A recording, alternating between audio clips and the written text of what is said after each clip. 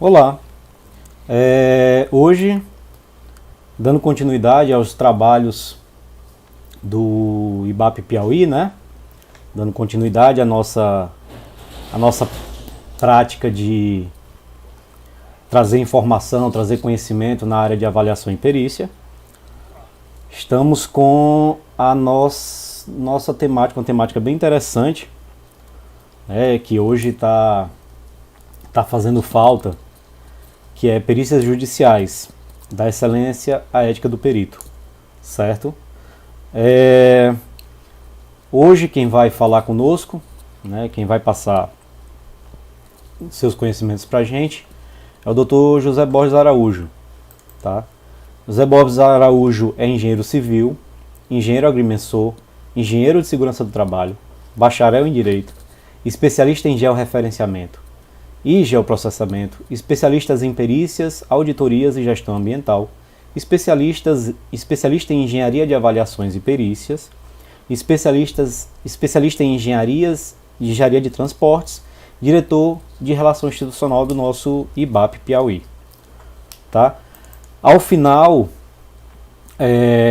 a gente lê as perguntas que são feitas aí pelo chat, certo? Então fiquem à vontade, comentem, façam perguntas. Se áudio estiver ruim, se estiver travando, falem que a gente tenta arrumar por aqui, certo? Eu peço que vocês acompanhem a gente, deem joia aí no vídeo, ativem a notificação e sigam o Instagram do IBAP Piauí, tá? Toda semana a gente vai estar trazendo coisa nova aí, a gente vai trazer informação e coisas sobre avaliação e perícia, né, que é o nosso foco, tá? Vou passar a palavra para o Dr. José Araújo Borges. Daqui a pouco a gente se fala novamente. Doutor, Muito bem. senhor. Boa tarde. Então, presidente Marcelo, dizer para você e para todos, toda a assistência, que é uma satisfação enorme estar hoje aqui para conversar com vocês todos sobre o assunto perícias judiciais e focando basicamente o que pertine à parte de excelência, da excelência à ética do perito no seu campo de atuação.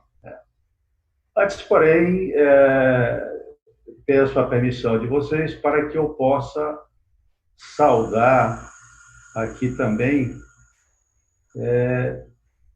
pessoas que, para mim, têm uma grande distinção, uma grande importância, e, de uma forma bem abrangente e objetiva, quero prestar uma homenagem a todas as diretorias anteriores do IBAP, desde as primeiras diretorias até as atuais, do antigo IPIAP, atual IBAP.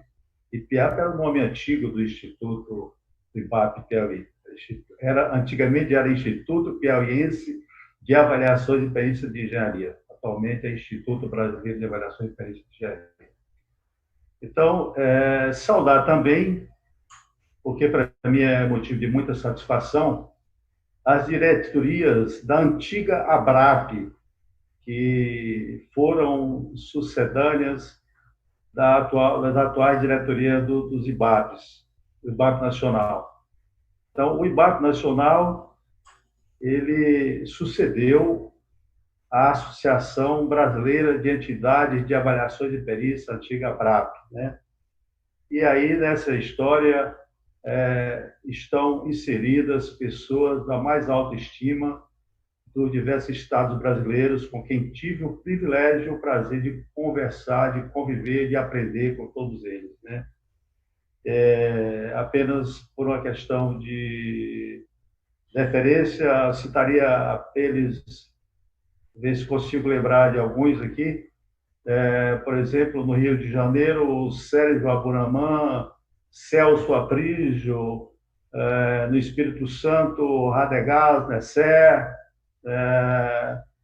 em Minas Gerais, Francisco Maia Neto, Guilherme Brandão Federman, Ronaldo Aquino, e tantos outros, né? São Paulo, Paulo Grandinski, Dr. Paulo Grandinski, Dr. Joaquim da Rocha Medeiros Júnior, quer dizer, figuras notáveis e exponenciais no mundo das avaliações e perícias, né? Bom, no Rio Grande do Sul, Ibaília Moreira, também uma figura muito querida, conhecida de todos nós aqui dos institutos, daquela geração dos anos 80, né? E por aí tem muita gente mais que nós poderíamos citar. Depois surgiram outros notáveis que eu não vou citar, porque senão eu passaria a tarde inteira citando pessoas aqui.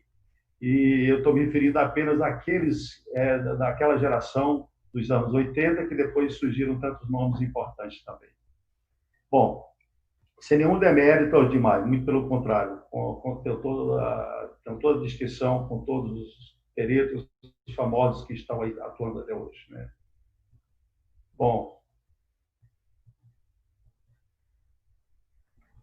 quero agradecer também a todos os colegas pelo apoio e pelo aprendizado e pelo convite para que a gente possa fazer essa apresentação de hoje com um tema tão relevante, né?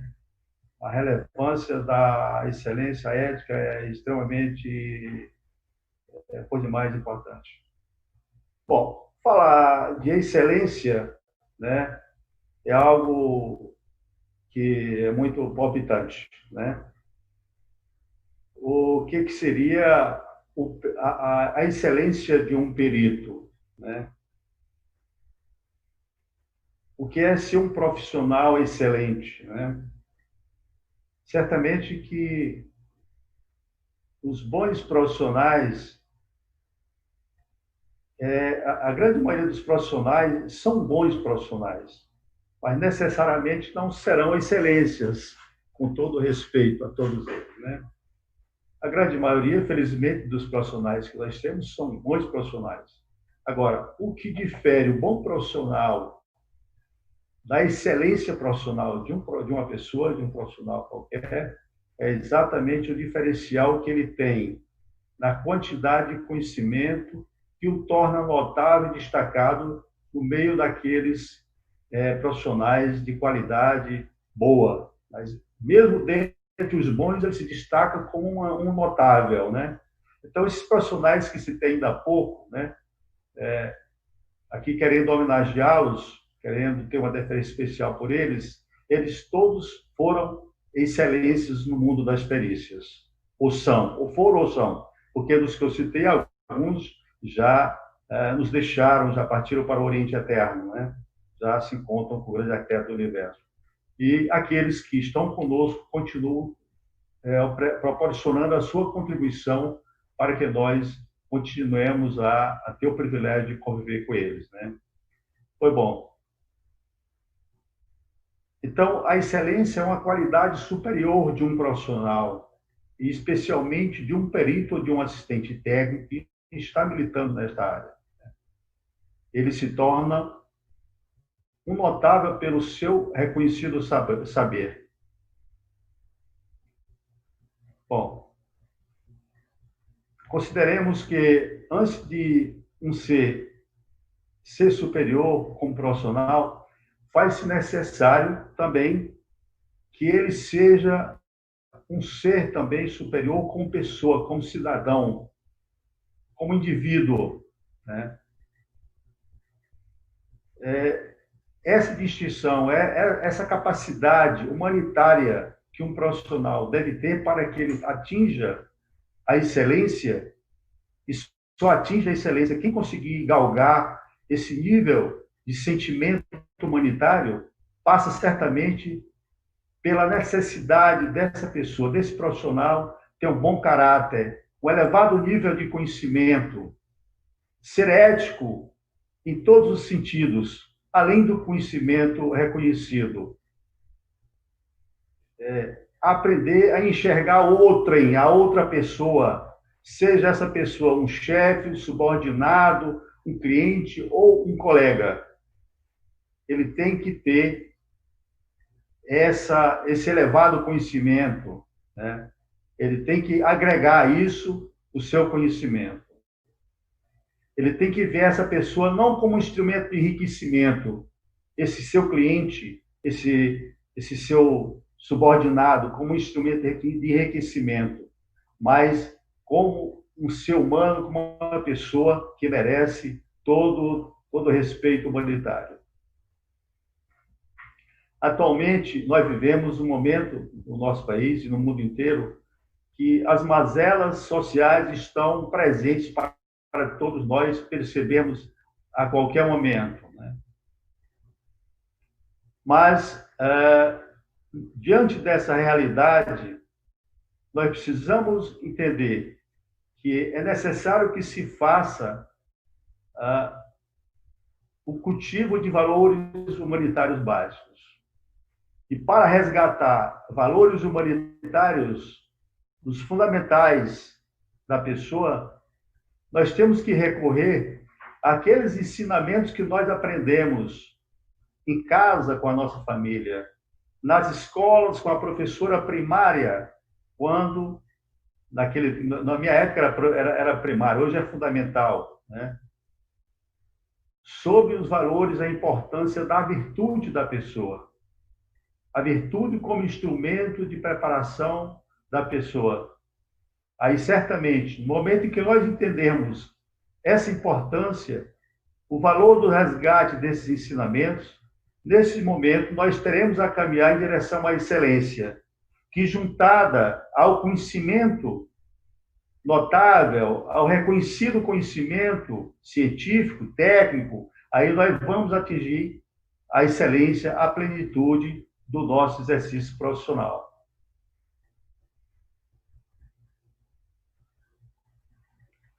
Pois bem, dito isso, eu faço aqui um breve parêntese para fazer um resgate histórico de pessoas que, para mim, aqui no meu estado, aqui no Piauí, que contribuíram com a construção do nosso, com a realidade, com a realização do nosso Instituto, antigo Instituto IPIAP, atualmente IBAP Piauí. E eu digo que nós tivemos a felicidade de conviver com um grupo de iluminados, de pessoas que contribuíram de uma forma gigantesca para que nós, em um curto espaço de tempo, temos conseguido realizar tanto em tão pouco tempo, né? Assim, fazendo uma síntese e uma deferência também a essas pessoas que contribuíram, que também são grandes profissionais, são pessoas que são reconhecidamente grandiosas, são grandes cidadãos. Nós teremos que dizer o seguinte, que o nosso instituto, que foi criado, foi idealizado por mim, com a ajuda de um grupo de pessoas, com o apoio do presidente do CREA na época, que era o Celso Cunha, tivemos o apoio dos conselheiros regionais, tivemos o apoio de representantes de diversas entidades daqui do Estado. Nós conseguimos fundar um instituto e dentro de 8 meses nós já tínhamos realizado 2 cursos básicos, já tínhamos conseguido elaborar e aprovar em assembleia tabela de honorários, já tínhamos sido reconhecidos de utilidade pública pela Assembleia Legislativa do Estado, através de uma lei sancionada pelo governo do Estado, né? Na época, o governador Alberto Silva, de saudosa memória, grande engenheiro, grande governador do nosso Estado, e tivemos, por sinal, queria fazer aqui um resgate para a questão de deferência, que esses 2 cursos que nós realizamos aqui no Instituto, eu não podia omitir esse fato, que o primeiro foi com o apoio do Instituto lá do Ceará, na época chamava-se ICEAP, né? Veio aqui o presidente e o vice-presidente, que era o Jonathan Monteiro e o Emanuel Campos, que ministraram o primeiro curso básico. Isso foi em janeiro de 1988, já que o Instituto foi criado em 24 de setembro de 1987. E em junho seguinte, ou seja, 4, 5 meses depois, estava aqui o presidente da ABRAP e o vice-presidente da ABRAP, respectivamente Guilherme Brandão Federman e Francisco Maia Neto. Eles vieram ministrar o segundo curso aqui no Auditório da Associação Industrial, cujo encerramento do curso nós tivemos a participação do presidente do CREA do Piauí, o engenheiro Celso Cunha, e tivemos também a presença do então desembargador, corregedor-geral de Justiça do Estado do Piauí, o saudoso doutor Tomás Campelo, que naquela oportunidade nos fez a entrega do provimento 004/88, que recomendava a todos os juízes da jurisdição do Piauí, jurisdicionado ao Tribunal de Justiça do Estado do Piauí, que dessem preferência aos engenheiros, peritos e avaliadores filiados ao Instituto de Engenharia, ao IPIAP, né?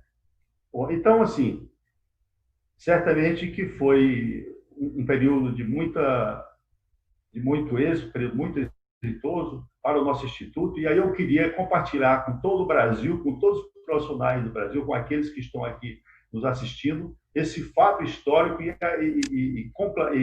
me congratular com todos os profissionais que deram essa parcela de contribuição importantíssima. A primeira diretoria, a comissão provisória, que foi composta por mim, pela Maria José e pelo Raimundo Mozart, que foi filho, a primeira diretoria, que foi composta por uma pleia de grandes profissionais. Então, foi assim uma experiência fantástica. Ficamos 2 anos na diretoria e depois estamos trabalhando até hoje, seguindo, apoiando as diretorias que nos sucederam, né? Bom, continuando aqui, fechando esse parênteses que fiz aqui apenas para efeito de registro, para que fique aqui registrado na nossa história, retomo agora a questão, a sequência normal dos nossos trabalhos, falando da importância da capacitação dos profissionais de qualquer área, essencialmente da área tecnológica e, mais especificamente, a área de perícias de engenharia. Aí estão os peritos e os assistentes técnicos, né? Dizer que toda capacidade, toda capacitação que puder ser executada, ela terá que ser feita com um investimento, porque o profissional precisa estar constantemente atualizado com normas, com avanços tecnológicos, com, enfim, tudo aquilo que o mercado vai oferecendo, que a ciência vai descobrindo e vai evoluindo. Então, assim, isso deve ser encaminhado considerando a indispensável, a imprescindibilidade de se participar de cursos, sejam de pós-graduação, de curso de extensão, congressos nacionais, congressos internacionais, workshops, seminários, enfim, todo tipo de evento que possa aparecer, que possa surgir, a gente tenha o cuidado de estar sempre aferindo isso. Outro ponto que me parece também muito importante é a gente incentivar, a gente difundir a importância da consciência associativa. Nós sabemos que não é raro encontrar profissionais que já são sêniores, já são profissionais com 20, 30 anos, e são profissionais que ainda não conseguem distinguir o real papel dos conselhos regionais, do Conselho Federal, do papel das associações, das entidades associativas, das associações profissionais, como também fazem confusão com o papel dos sindicatos, né? Então, assim, é preciso que a gente entenda que cada um tem o seu papel, porque se nós formos profissionais de excelência, para nós sermos profissionais de excelência, é imprescindível que nós tenhamos também conhecimento sobre isso. Um profissional de excelência, ele não é de excelência se ele não souber também isso. Ele tem que saber o papel importante que cada entidade tem.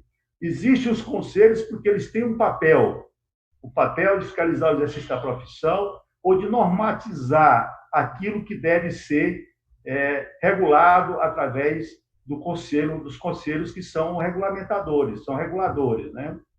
Assim como os sindicatos não tem não se sobrepõe, não se sombreia com os conselhos. Os sindicatos têm um fim unicamente, fundamentalmente, vamos dizer assim, voltado para a questão da defesa dos interesses dos seus filiados, né? Não só dos filiados, mas a questão da atividade laboral, né? Daqueles que são trabalhadores que estão subordinados aos interesses sindicais. Da mesma forma que as entidades, as associações, elas cuidam dos interesses da capacitação, da difusão do conhecimento, assim, da preparação desses profissionais para que eles consigam desenvolver-se tecnicamente para que possam oferecer o melhor para a sociedade e para as pessoas.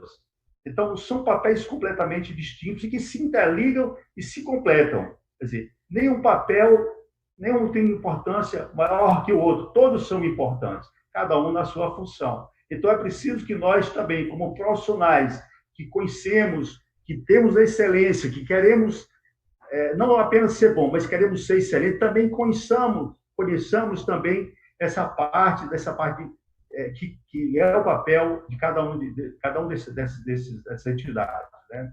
Para que também evite, porque de repente um profissional bom, de boa envergadura, de bom quilate, ele depois começa a falar determinadas declarações acusando que uma entidade tem um papel que não é o papel daquela. Eu já vi isso inúmeras vezes.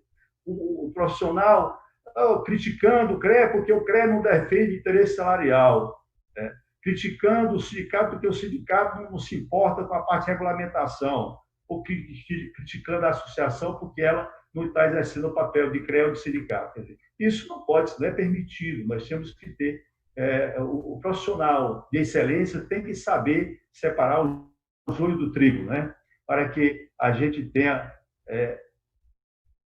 como falar com propriedade aquilo que nós pensamos, falar com racionalidade, com comedimento, com respeito a todas as pessoas, a todos aqueles que estão aí contribuindo, né? Um outro ponto que me parece também muito importante, no que diz respeito à excelência, eu me permito aqui falar, é sobre a questão da imagem. Um profissional de excelência, ele tem que trabalhar a sua imagem. Como assim? Como assim? Da seguinte forma, como é que você vai trabalhar como perito ou como assistente técnico ou em qualquer outra atividade da área tecnológica, de qualquer dos ramos da engenharia, e você anda assim, com uma aparência ruim? Eu não vou nem descrever aqui porque não vale a pena. Mas assim, nós temos que passar uma boa impressão. Você contrataria, eu lhe pergunto, você contrataria um profissional, um médico, um advogado de aparência ruim, um médico que se apresenta com um jaleco, ou sem jaleco, ou com a roupa já um pouco combalida, né? Desgastada? Você acreditaria num advogado que se apresenta de uma forma com aparência muito precária? Você fica desconfiado. Então, na engenharia não é diferente também. E certamente que para que você possa trabalhar numa reunião, participar de uma audiência de instrução de julgamento ou de prestação de esclarecimento após a entrega de uma perícia, você se sentir confortável em se encontrar conversando à frente de um juiz, à frente dos advogados das partes, e de forma que você se sinta plenamente tranquilo e sem achar que você está com a imagem ruim perante os demais. Você tem que estar nivelado, vocês têm que estar se sentindo igual para igual, porque cada um tem o seu papel, cada um tem a sua função, e todos são importantes naquele ato, né? Então, isso é uma coisa que, para mim, tem um valor. Então, acho também que um profissional de excelência, ele tem que estar atentando para isso, ele tem que estar cuidando da imagem, ele tem que estar zelando da sua imagem, não só dos seus conhecimentos, do reconhecimento da importância das entidades, da importância que cada um tem, mas também da sua imagem. Isso me parece uma coisa muito interessante. Um outro ponto que queria também aproveitar para abordar é sobre a questão do mercado de trabalho para pessoas físicas e pessoas jurídicas, né? Um profissional de sucesso, ele tem que ter a clareza de saber o que que você, em que você quer atuar. Você quer atuar como pessoa física ou você quer atuar como pessoa jurídica, como empresa? Você tem que tomar essa decisão e tomar com muita propriedade, sabendo qual é o sonho que você tem, qual é a sua crença. E lembre-se que você vai ser exatamente do tamanho do seu sonho. Se você achar que não pode, você não vai poder. Mas se você achar que é capaz, porque realmente todos são capazes, e quem fizer por onde chegar ao sucesso, à excelência, certamente conseguirá. É um caminho que requer determinados passos, determinados sacrifícios, mas que se pode chegar. Basta querer e ter a vontade e a determinação para a consecução disso, né? Então, assim, nós temos no mercado de trabalho no Brasil profissionais dos diversos, dos diversos níveis de capacidade de instalação, vamos dizer assim. Nós temos o profissional autônomo, nós temos o profissional que é servidor público, nós temos o desempregado, nós temos o aposentado, nós temos, enfim, vários tipos de profissionais. Agora, você é que determina qual é o padrão que você pretende trabalhar. Nós temos empresas de perícias no Brasil que trabalham com aproximadamente 100. Eu estou falando disso, né? Não é 100 nenhum, não. É com 100, 100, com 100 profissionais do seu quadro técnico. Nós temos no Brasil grandes empresas que trabalham em perícia e que são empresas de muito sucesso, que têm uma larga folha de serviço prestado e com pessoas de grande nível técnico. Então, assim, o que vai determinar onde você vai chegar, se você vai chegar à excelência, é se você tem esse sonho grande, tem essa capacidade de gestão, se você realmente vai trabalhar por isso, né? E vejo, já finalizando essa parte inicial aqui de excelência dos peritos, né? Dizendo que as perspectivas para quem trabalha na área pericial são muito boas. Nós fizemos na sexta-feira passada uma live onde eu dizia que agora, nesse momento do pós-pandemia, eu vejo com muita expectativa a possibilidade de nós termos uma avalanche de serviço, de nomeações, porque elas vêm acontecendo, mas certamente elas acontecerão ainda mais agora, depois, no pós-pandemia. Certamente elas acontecerão porque tem uma demanda reprimida muito forte aí, aguardando essa normalidade, ou a nova normalidade das atividades que estão aí seguras. Por último, já agora entrando na parte que diz respeito à parte de ética, né? Eu não vou aqui fazer uma leitura do código de ética, porque seria talvez cansativo. Então, nós vamos apenas passar rapidamente aqui sobre alguns aspectos de cunho geral. Do tipo assim, precisamos lembrar que o Código de Conduta Ética, o Código de Ética, que é a mesma coisa, que, por sinal, foi agora do Banco Nacional, no dia 12 de março deste ano de 2020, ele aprovou em Assembleia Geral, na Assembleia número 159, o novo Código de Ética, de Conduta e Ética dos profissionais, inclusive dos peritos e assistentes técnicos também. E isso me faz lembrar o seguinte, que esse código ele está apresentado em dois tópicos, nos deveres gerais e nos deveres específicos, né?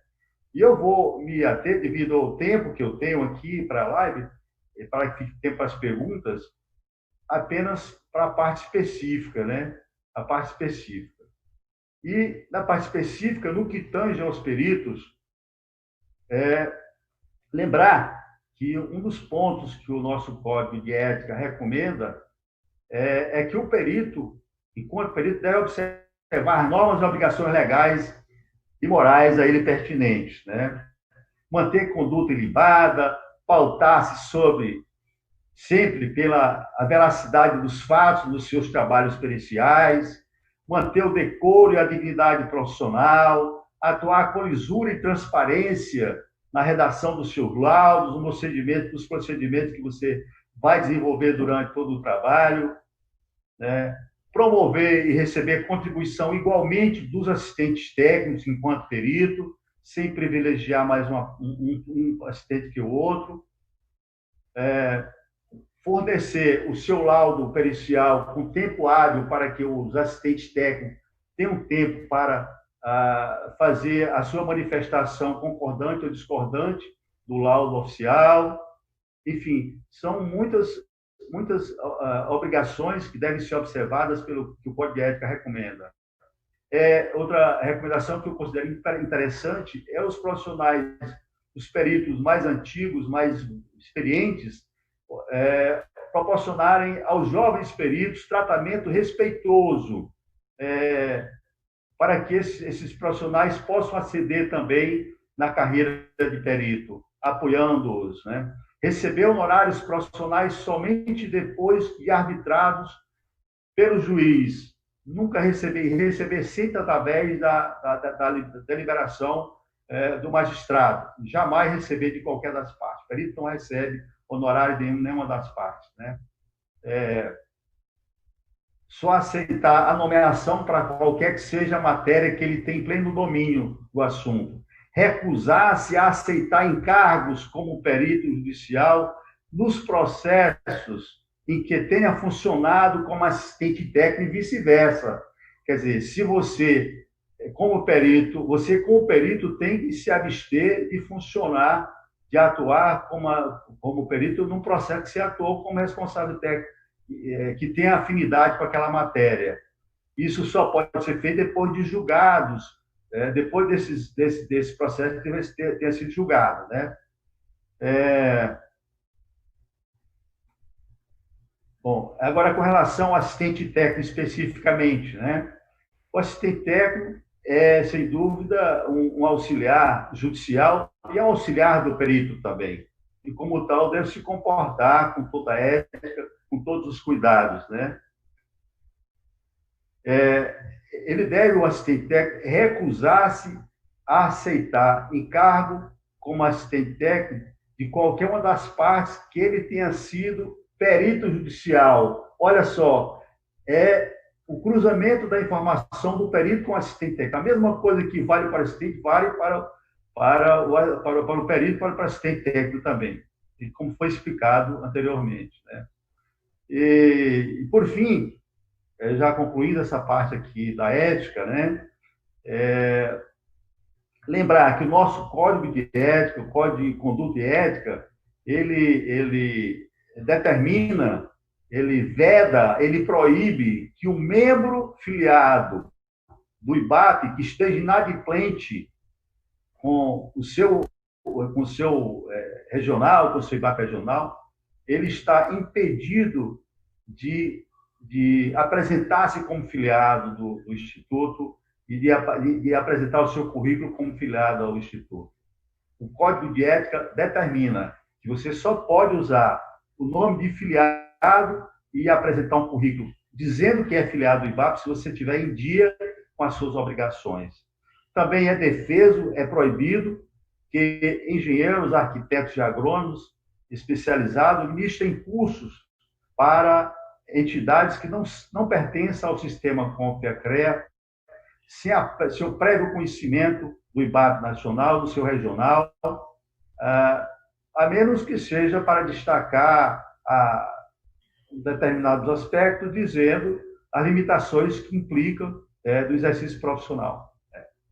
E a penúltima aqui, informação que eu quero passar, apenas respeitar. Todo profissional tem que lembrar disso, que a logomarca, o uso da logomarca do IBAP regional ou do IBAP nacional é de uso exclusivo da entidade.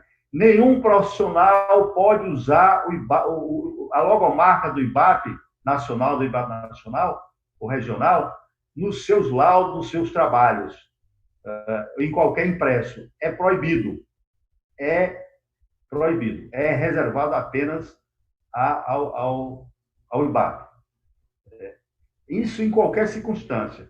E, por fim, velar para a boa reputação do IBAP nacional, dos IBAP nacionais, inclusive com a sua contribuição, como sendo um bom profissional, como sendo um profissional de excelência, que está contribuindo para a atualização e aperfeiçoamento dos conhecimentos, para benefício da sociedade, para benefício do bem comum.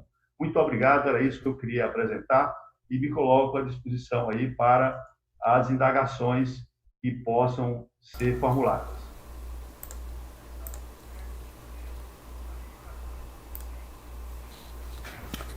Muito obrigado, doutor Araújo, muito bom. Vamos abrir para perguntas, né? Vou começar logo com as minhas aqui, aproveitar. Vamos lá, o senhor sabe. O senhor falou do perito, né? Da nomeação do perito, né? Na nomeação, a nomeação, o perito ele pode rejeitar? Ele pode rejeitar uma nomeação? Pode. Essa rejeição chama-se escusa, de acordo com o Código de Processo Civil. Agora, essa escusa ela tem que ser por um motivo justo. O perito não pode se negar a realizar a perícia simplesmente porque ele não quer realizar. Tem que ter um motivo. Isso tem que ser justificado. E nem sempre o motivo que o perito apresenta é aceito pelo juiz. É preciso que o juiz se convença que realmente é um motivo justo, senão ele vai determinar ser executado. Entendi. Outra pergunta. Pode haver impugnação do perito? Ele pode ser nomeado e depois ser impugnado por um juiz ou pela uma das partes? Como é que funciona isso? Pode. O perito ele está sujeito à suspeição, ao passo que o assistente técnico não está sujeito à suspeição. No Código de Processo Civil de 1973, o assistente técnico também era sujeito à suspeição, mas com o novo Código de 2015, ele foi isentado dessa possibilidade. Então, atualmente, somente o perito pode ser levantado suspeição sobre ele. E quais são os motivos de suspeição? São vários, né? São alguns. Né? Ser amigo íntimo de uma das partes, ser inimigo mortal de uma das partes, enfim, qualquer que seja o motivo que venha a ser levantado por qualquer uma das partes, ele vai ser analisado pelo juiz e ele poderá ser impugnado. Existe alguma possibilidade do perito contestar a impugnação ou a impugnação Só comentar um pouquinho mais aqui, só um pouquinho. O assistente técnico, ele não pode ser impugnado, porque o assistente técnico ele está contratado diretamente mesmo porque o assistente técnico ele é nomeado pelo juiz, a indicação dele, o advogado da parte indica para o juiz aceitar a nomeação, o juiz aceita. Mas quem paga, quem é responsável pelo pagamento dos honorários do assistente técnico é a parte. Então, ele, vamos dizer assim, ele tem uma ligação que não gera suspeição entre a parte e ele. Tá? Então, essa é a diferença. Ao passo que o perito não pode ter vinculação de honorários com nenhuma das partes, ele tem que ser uma pessoa totalmente da confiança do juiz. Entendi. Sim, então, o perito ele pode recorrer da impugnação? Não, ele pode, porque assim, Até porque ele não vai ter chance de impugnação, porque assim, quando a parte levanta a suspeição, quem julga a suspeição é o juiz. Então, se o juiz aceitar, não tem para quem recorrer, porque Entendi, está decidido e acabou, ele está fora, vai ser indicado outro perito e fica assim mesmo, entendeu? entendi. É. Deixa eu te fazer outra pergunta. Se houver nomeação do perito, o perito foi nomeado, e na visita técnica ele não consegue comparecer pessoalmente, ele pode mandar outra pessoa ou apenas o perito pode fazer a visita técnica? Apenas o perito. A vistoria é um ato que é, como se diz no direito, intuita persona. Quer dizer, ele é intransferível. O perito não pode jamais passar para a terceira responsabilidade de vistoriar alguma coisa, algum bem, o assunto que ele vai periciar, ele é de exclusiva responsabilidade do perito. Se ele não tem como ir, ele pede para remarcar para outra data, mas ele não pode indicar alguém para suceder. É intuita persona. Entendi. Temos uma pergunta aqui no chat. O Jadson Cardoso pergunta: boa tarde, quais os desafios para o profissional que está iniciando na carreira do perito? Na carreira de perito. O desafio é a qualificação, porque assim, ó, quem se forma, primeira coisa, quando você concluiu o curso a sua graduação, você tem que, o primeiro passo é registrar no conselho, fazer o seu registro no conselho de engenharia, né? Se for engenheiro, se for arquiteta do CAL. Tá? Então, esse é para regulamentar o exercício da profissão. Regulamentou, ok, pode trabalhar. Agora, porque está regulamentado não quer dizer que você está apto, né? Então, para trabalhar na parte de perícias, você pode ser nomeado, mas não é impedimento, a gente pode nomear. Agora, certamente você vai ter alguma dificuldade significativa para realizar uma perícia sem haver um treinamento, sem haver uma capacitação. Então, eu não recomendo ninguém a participar, a começar a atuar como perito sem passar por um treinamento, sem fazer uma pós-graduação, ou pelo menos um curso extensivo de perícias, né, e de avaliações, sob pena de ele ter bastante dificuldade, porque isso requer preparo, requer treinamento, requer expertise, porque é uma atividade, o próprio nome é autoexplicativo, é perito, é uma pessoa que conhece, então ele precisa ter expertise no assunto. Há uma obrigatoriedade do perito ser filiado ao IBAP? Obrigatoriedade não existe, né? Mas certamente que o fato dele ser filiado aos institutos regionais, aos IBAPs, isso é um diferencial, onde quer que ele esteja, né? Um diferencial porque isso dá um indicativo muito forte de que só pode participar dos IBAPs pessoas que têm qualificação. Então, qualquer membro do Instituto ele tem um diferencial comparado com aqueles que não são membros do Instituto. Então, isso é muito significativo e faz a diferença enorme. Para você ser sócio do Instituto, você tem que passar por um crivo, né? Perfeito. Então, isso já é um diferencial.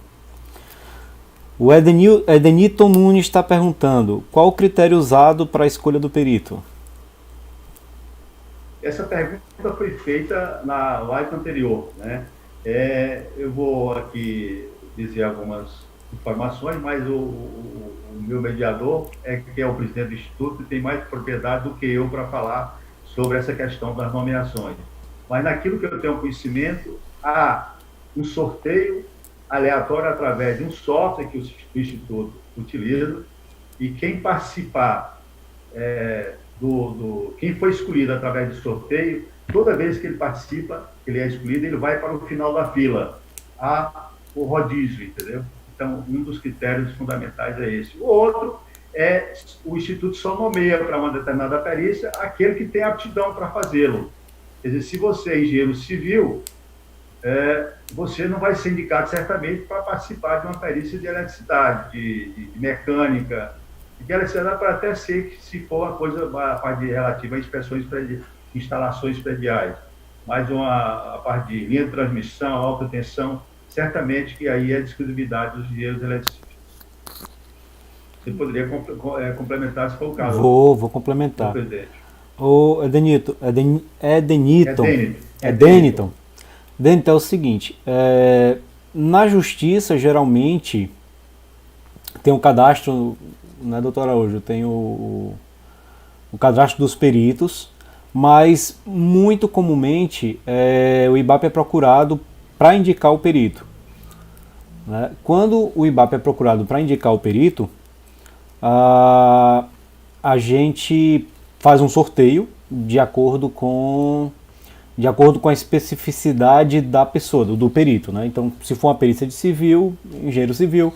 Se for uma perícia rural, engenheiro agrônomo ou agrimensor, dependendo da necessidade.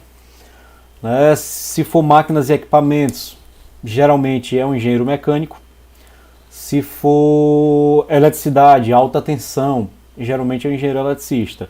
Tá? Então, vindo a demanda, o IBAP analisa. Caso a gente não consiga decidir, a gente provoca uma reunião de diretoria para decidir, né, quem serão as pessoas que vão ser indicadas àquela perícia. Tá? Indicado, a gente separa quem pode fazer a perícia e sorteia. A gente faz um sorteio através de um software, aleatoriamente, né, e sorteia, e aí aquela pessoa que foi sorteada, ela vai para o final da fila. Quando todo mundo rodar, ele é convidado novamente. Tá? Mas na justiça é isso. Geralmente eles procuram a gente para indicar um perito, né? Porque a entidade, o IBAP, ele promove uma certa confiança, né, de que o perito que for indicado ele vai saber fazer o trabalho. O senhor gostaria de completar alguma coisa, doutor Araújo? Não, satisfeito. O Flávio Luiz pergunta: marcada a perícia por mais de uma vez sem a realização da perícia por motivo de ausência da parte autora, pode o perito requerer seus honorários em função de ter cumprido os prazos e as datas? Muito bom. Não, pode reformular? Vou repetir.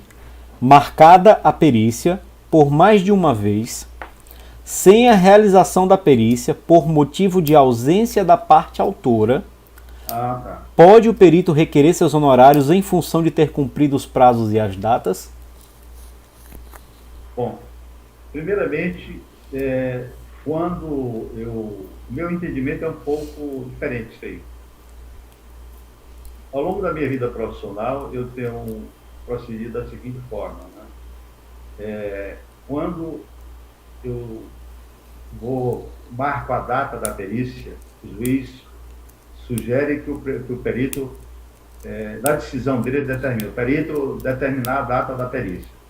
Eu faço a notificação aos assistentes técnicos e comunico igualmente para o juiz, marcando dia, hora, data e local.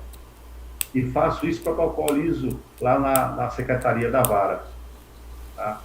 Então, eu faço a petição ao juiz, né, comunico que tal dia, às tantas horas, determinado local, terá início a perícia, os trabalhos de vistoria daquela perícia.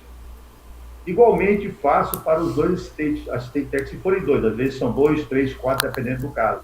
Pode ser 3 ou 4, até 5 assistentes técnicos eu trabalhei. Bom, e aí, nesse caso, eles devem assinar recebendo, dando recibo, a comprovação, né? A contrafé, como se diz na justiça, né? Dando a contrafé de que eu entreguei aquele documento para ele. Cujo documento eu vou juntar ao meu laudo. Eu vou fazer a perícia. Se não comparecer, eu faço a perícia. Se é a presença dele. Se não comparecer, eu chegando logo para a perícia, eu faço a perícia, sem a presença dele. Porque ele foi notificado, e se teve problema, foi problema dele, não foi meu. Tá? Então, eu junto ao meu laudo a comprovação de que eu realmente convoquei a contrafé dele lá no rodapé do documento e junto do laudo.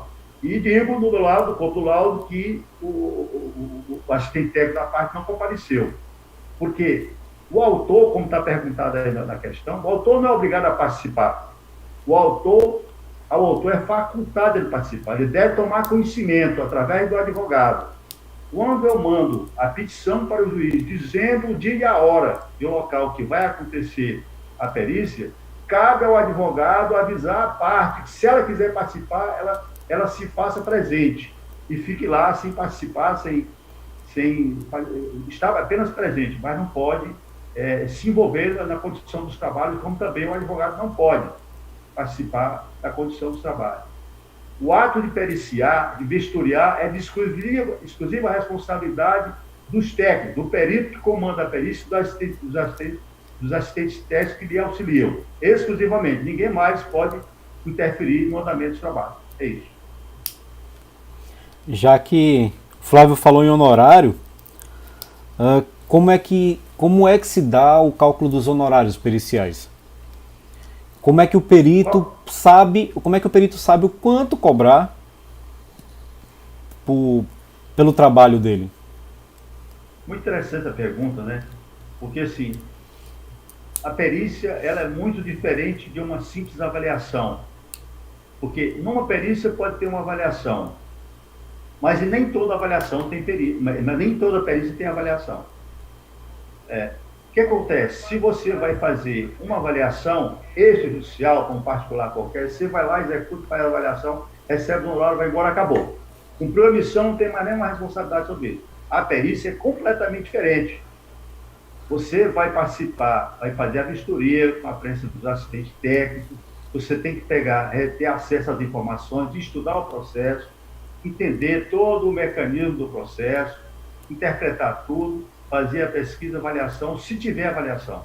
Se não tiver, que sejam outros procedimentos qualquer. Então, assim, o que importa dizer é que numa perícia você sabe o dia de começar a perícia, mas não sabe o dia de terminar. Porque depois que você entrega o laudo pericial, pode ocorrer em mais uma, duas ou mais audiências com o juiz e com os advogados. Então, assim, cada vez que você vai para a audiência, você perde aquela manhã inteira. Tá? Você não pode fazer outra coisa, você não está num compromisso exclusivo. Então, você não sabe se nessa perícia que você vai executar vai envolver... você não tem como saber quantas audiências você vai ter que participar. Até porque nem sempre você participa de audiência. Às vezes você consegue entregar um laudo e só resolver o problema de uma vez, não precisa ter audiência. Mas às vezes tem uma, talvez tem mais de uma audiência. Então, assim... você tem que ter bastante cautela, ter bastante senso de responsabilidade na hora de determinar os seus honorários. Então, os honorários, respondendo em uma frase, você determina o valor dos seus honorários, quantificando as horas que você vai gastar para dar cabo àquele trabalho, para concluir aquele trabalho. Se você achar que somando as horas de estudo do processo, com as horas de campo, com as horas de elaboração de laudo, se tiver que fazer algum ensaio, custo de ensaio, se tiver ciência de topografia, tem que incluir os custos da topografia também. Enfim, você tem que somar tudo isso, ver a quantidade que representa de horas, né, de trabalho e de custos, totalizar isso e multiplicar pelo valor da hora técnica de perito. E no caso do Instituto, nosso IBAP Piauí, atualmente ainda está em R$300, que é muito pouco. Né? Nós temos, por exemplo, em outros estados do Brasil, que é o dobro disso. Né? É o dobro disso. E outros que é mais do dobro. Tá entendendo? Então, essa é a metodologia mais correta. E fazer uma proposta de honorários analítica, explicitando todos esses itens que você vai executar. Porque não adianta você fazer uma proposta de honorário, dizer, custa R$10.000 a perícia. Eles não vão ficar satisfeitos com isso. A parte que pediu a perícia, ou as partes, dependendo de como foi conduzido o processo, vão pedir explicações, esclarecimento, por que é R$10.000. Então, melhor você já fazer uma perícia logo, fundamentada, explicando detalhadamente por que você está cobrando isso. Pelo menos de uma forma resumida. É isso. No caso do perito cobrar um valor e no meio da perícia ele descobre, no meio da, da vistoria, né, da ida ao local, ele descobre que vai precisar empregar mais recursos, né, no laudo dele. Né? Ele vai precisar de um ensaio novo, ele vai precisar de contratar um outro de outra área para auxiliar ele. Ele consegue ter um aditivo nos honorários dele? Ele consegue pleitear isso? É possível, mas não é recomendável, porque isso atrapalha. Você sabe que a justiça ainda é bastante lenta, morosa, então você faz uma petição dessa, daqui que o juiz chegue a despachar esse processo, você vai atrasar no mínimo aí 6 meses para poder fazer a perícia. Então, o ideal é que você tenha bastante experiência e bom senso para que você já preveja logo tudo isso e evite esse tipo de complementação de honorário, que isso gera muita chateação. Entendi. Ah, o Flávio deu uma completada na pergunta dele. Ele falou: no caso que eu citei, o bem é o veículo do autor, que não se fez presente por mais de uma vez. Certo. Pois é, ele pode fazer a perícia sem a presença do autor. Ele só precisa notificar o assistente técnico da parte e pegar a comprovação de que você convocou para tal dia e que ele confirmou a presença. Você não pode realizar a perícia se ele não confirmar, porque ele vai dizer, não, eu não confirmei. Mas se você notificou e ele fez a contrafé, assinou dando ciente na sua convocação, você pode fazer a perícia com toda tranquilidade, sem a presença dele, não há nenhum problema. É, tem, por exemplo, a gente às vezes recebe convite do Ministério Público, né? Perícias no Ministério Público geralmente tem um valor baixo, tá? Existe algum problema em fazer o perito ele pode negar uma perícia dessa, por exemplo? Como que é? Como se dá isso? É ético fazer isso? Como se dá isso? Olha, quem pede a perícia, normalmente quem pede a perícia é quem paga a perícia. Se as duas partes ou as três partes pedirem, normalmente são duas partes, réu e autor, mas às vezes tem outras partes que tem os chamados litisconsortes.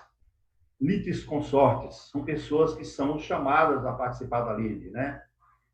E aí geram-se outros assistentes técnicos que vão participar. Então, assim, quando isso acontece, né, aí você tem que considerar o seguinte: se a pessoa que, no caso do Ministério Público, né, pede a perícia, normalmente a gente tem tido alguma dificuldade, porque é questão de disponibilidade orçamentária, tem algumas questões que tem havido algumas dificuldades com relação. Então, assim, se você aceitar participar da perícia, sabendo que pode ter dificuldade, porque eu pessoalmente já tive, cheguei até a perder honorários porque não consegui receber, assim, com casos esporádicos, mas nem quero falar aqui em detalhes, né? Mas, na verdade, é assim, se você aceitar, considere que você poderá estar fazendo uma perícia gratuita. Poderá, não estou garantido não, pode ser. Mas assim, existe alguma aos olhos da justiça, né? Aos olhos da justiça, um perito que rejeita uma nomeação, ele é mal visto ou não tem nada a ver ou não há problema Assim, nenhum com isso? assim, ó, por exemplo, se você está sobrecarregado de perícia, você está com muitos trabalhos no seu escritório, se você aceitar mais uma perícia, você poderá ter problemas, porque você não vai dar conta para assim, responder por aquela atuação com satisfação, com com aqueles requisitos que manda um bom trabalho. Então, assim, é preciso que você justifique que, no momento, se encontra com um volume considerável de serviço, que naquele momento você não está tendo disponibilidade, mas você pede que seja dada uma segunda oportunidade no futuro para que você possa atender, né? Aí você pede elegantemente que seja substituído por um outro nome, por um outro período, temporariamente, né? Habilitar meu áudio. O Flávio complementou a pergunta dele. Ele disse: olha, não foi apresentado o veículo. Então eu acho que lá no caso dele, o veículo é do autor e o autor não está levando o veículo para o perito avaliar. Né? Nesse caso, ele pode cobrar honorários? Bom, ele deve fazer procurar encontrar com o juiz, pedir uma audiência não, uma reunião com o juiz, de preferência para explicar a ocorrência, e aí evitar, ele poderá, não há nenhum impedimento que ele peça, mas também há a possibilidade de ser indeferido. Então, eu, no lugar do Flávio, do doutor Flávio, eu faria o seguinte, eu marcaria com a secretaria do juiz uma conversa com ele, uma reunião, para que a gente pudesse pontuar e ver para a melhor maneira de resolver isso aí. O IBAP-DF até comenta também a pergunta do Flávio. Ele fala: e se ele não tiver acesso ao carro? Eu entendo que neste caso ele deve dar ciência ao juiz por meio de petição. Sim. E, se for necessário, recorrer a mandado judicial. Pois é, mas quem vai determinar o mandado judicial é o juiz. Quer dizer, no momento em que ele fizer a petição, o juiz é que vai dizer, vai expedir um mandado judicial determinando a apreensão do veículo para que seja feita a vistoria. Vai tudo através do juiz. Bom, nós estamos sem mais perguntas. Eu vou ler aqui alguns comentários do pessoal que comentou, né? Radegaz Nasser deu boa tarde a todos. Flávio Luiz também. Juliano Fernandes, boa tarde, São José dos Campos, São Paulo. Muito bom. Douglas Alexandre Soares comentou também, boa tarde a todos. Douglas, Engenheiro Civil, São Bernardo do Campo. Celim Nigre deu boa tarde a todos. Francisco Antônio Aguiar, boa tarde. Letícia Pacheco, boa tarde. Doutora Maria do Socorro Seabra, a capacitação é altamente necessária através da educação continuada. Ela continua. É muito importante a boa apresentação para o engenheiro. Muito bom, doutora Maria, muito pertinente. O Jadson Cardoso comenta, boa tarde. Não, desculpa, isso foi a pergunta. Quais os desafios para o profissional que está iniciando a carreira? A gente respondeu, foi a primeira que a gente respondeu. O Francisco Antônio Aguiar comenta, brilhante exposição, parabéns Araújo. Flávio também, parabéns Araújo. Ronildo Brandão, boa tarde Araújo, parabéns pela live justamente com o IBAP Piauí. Parabéns ao presidente Marcelo, obrigado Ronildo. Edenilton Nunes também. A Mércia. Boa, doutora Mércia. Ela faz uma pergunta aqui pra gente. Araújo, caso o perito apresentar a proposta, digamos, 2020, e somente depois de um ano o juiz autoriza, e se o profissional estiver com muita demanda, podemos alterar? Pode-se alterar o prazo de entrega? Bom, não é ideal reformular a proposta antes de começar a perícia. Eu nunca fiz isso, nem me recomendo ninguém fazer, porque se você corre o risco de passar mais um outro ano, daqui a outro ano começar tudo de novo. Então é preferível que você não reformule, né? Dilação de prazo é normal, quer dizer, se existem ocorrências que justificam a dilação de um aumento de prazo, é só peticionar ao juiz a dilação de prazo. Afinal de contas, a gente trabalha com uma série de variáveis que precisam ser analisadas.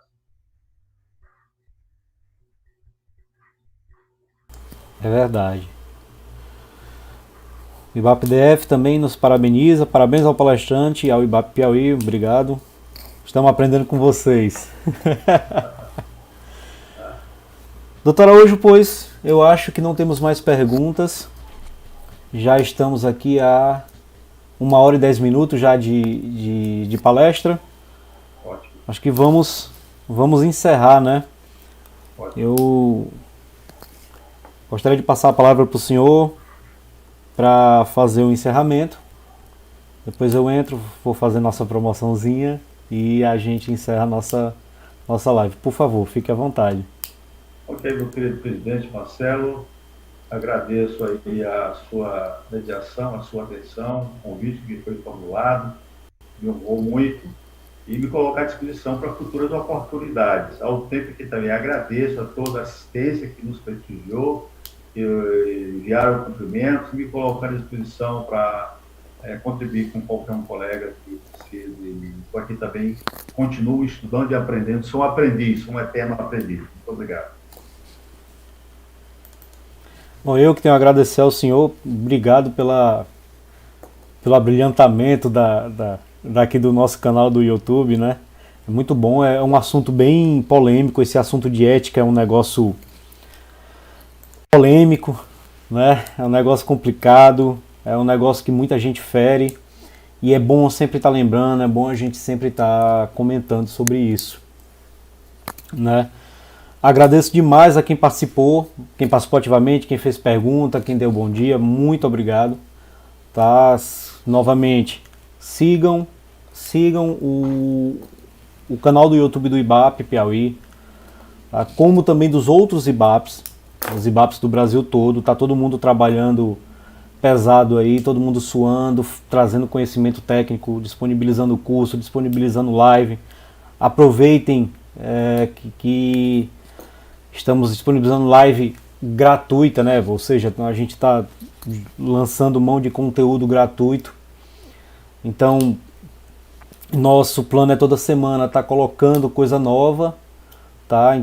Toda semana a gente está já temos aí 1 mês e meio fechado de live para colocar, então toda semana a gente vai ter um assunto voltado à avaliação, voltado à perícia, voltado à lei de inspeção predial, tá?